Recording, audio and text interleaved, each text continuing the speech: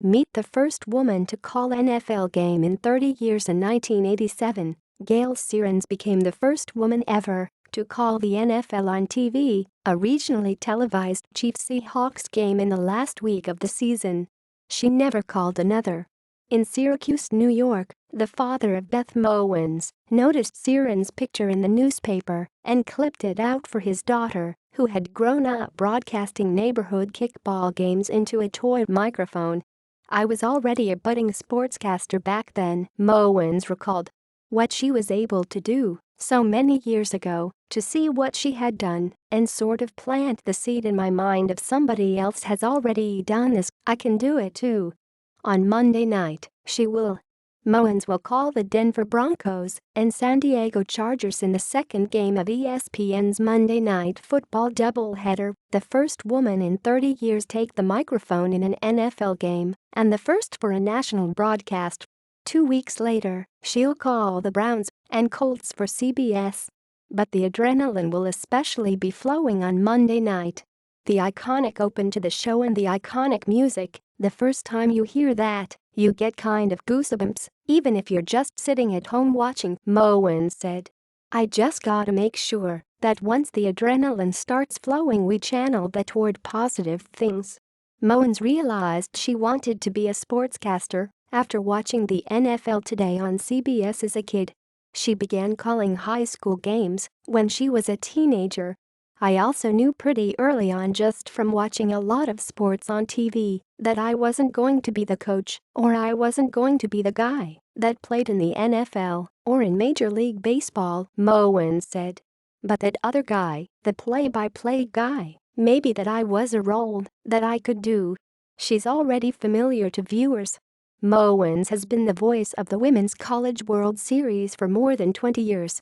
She's called college football for ESPN since 2005 and men's and women's college basketball. She's done Oakland Raiders preseason games since 2015. "She is a total pro," said Monday Night Football producer Jay Rothman. "She is rock solid, she's a great coach, she's a great fan of the game. I can go on and on. Her knowledge is deep, and she loves it." CBS Sports Chairman Sean McManus said he sees it as the beginning of a partnership, with Mowins calling other games in future seasons. "Beth was hired, not because she's a woman, but because she's a terrific play-by-play personality," he said. "I've listened to her for years, and she's excellent.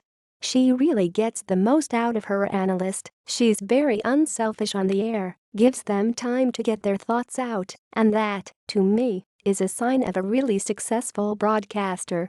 Women in similar roles have faced severe criticism. When Jessica Mendoza joined ESPN's Sunday Night Baseball, a Fox Sports radio host called her the worst baseball announcer who has ever announced the game of baseball. The network deleted a tweet suggesting she'd be fired if she were a man.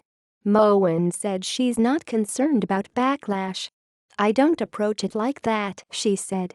"I do understand people are probably watching a little more closely because you are a woman, but I'm much more interested in just going out and trying to prove myself." When Sierens got the NBC assignment, she had transitioned to local news after covering sports for 9 years. Her bosses allowed her to call the game as long as it wouldn't be seen in the Tampa Bay area. "They had just spent all this money on promotions to try to get people to forget that I was the sports chick and see me as their news anchor," Sierens said. Sierens said she got positive reviews about her coverage, even though she was a nervous wreck. She decided not to pursue additional games because of the news job and because she was starting a family. "It wasn't a guarantee that it was gonna work," Sierens said. "With a baby on the way, I was thinking more in my family life mode than I was thinking about my sports career, which by all accounts I had already put behind me." She said the only thing that gives her pause is that, if she had continued, she might have cleared the way for more women. She's excited that Mowins' turn in the booth will do just that. "Beth's going to be a regular, which is going to open doors for a lot of other women in ways that my almost event, you could call it, more than anything, did not do," Sierens said.